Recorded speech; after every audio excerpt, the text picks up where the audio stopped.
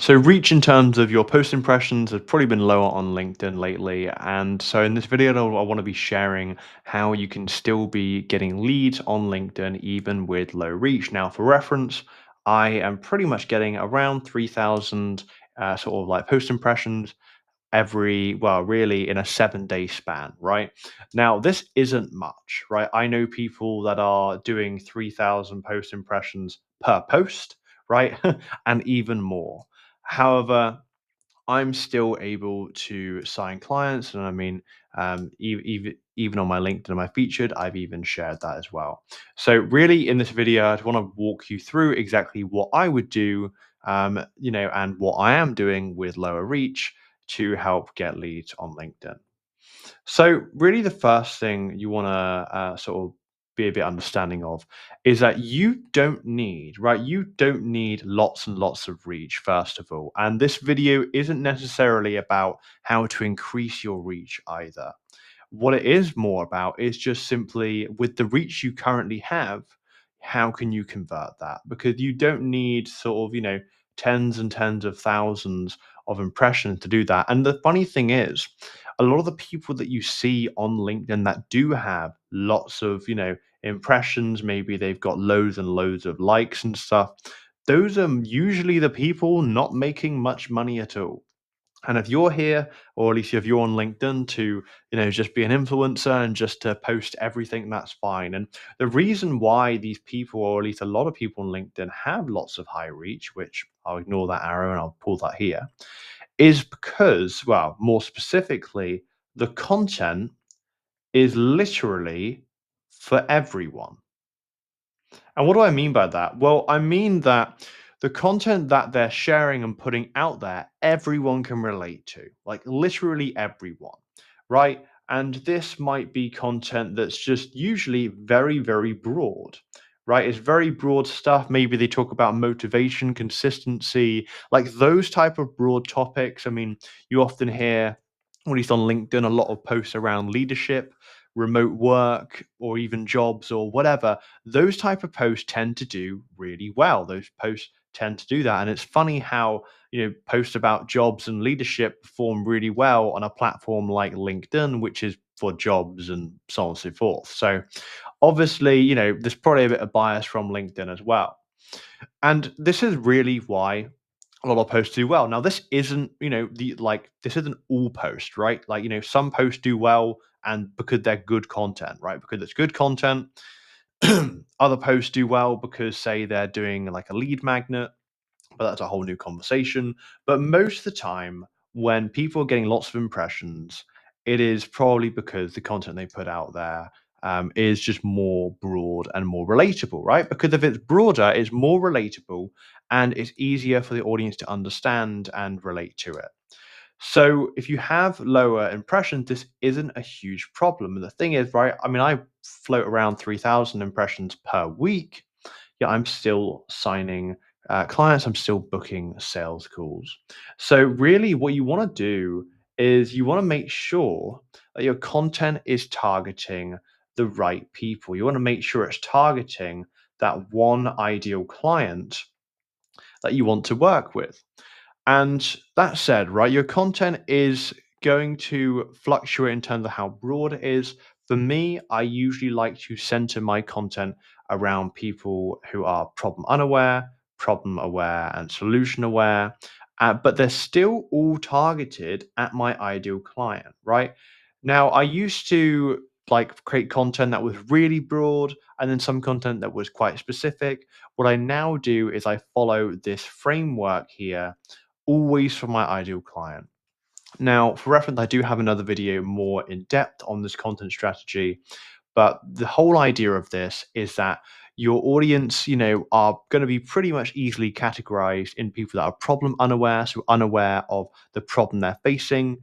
So, for example, for my case, or at least for my ideal clients, they might know that they're struggling to get leads, but they don't know, say, or they're unaware that LinkedIn is what's going to help them get there, right? For example. Then we have problem aware. So these are people that are aware of the problem, but don't know the solution, right? So in my case, for my audience, these might be people, or at least founders that are aware that LinkedIn is going to help them get leads, or perhaps even like LinkedIn content and posting LinkedIn content is going to help them get leads, but they don't know how to do it. They don't know how to create content that does just that.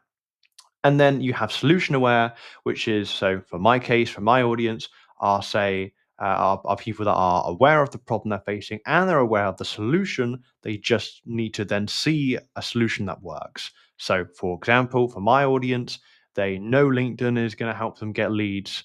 Like they know they know that, say, the problem of actually not having leads, and LinkedIn can help them, but they also know exactly what they then need to do, but perhaps they're just now looking for that system or so on and so forth that's going to help them, which in my case would then be sharing social proof to show that I can help them get that result.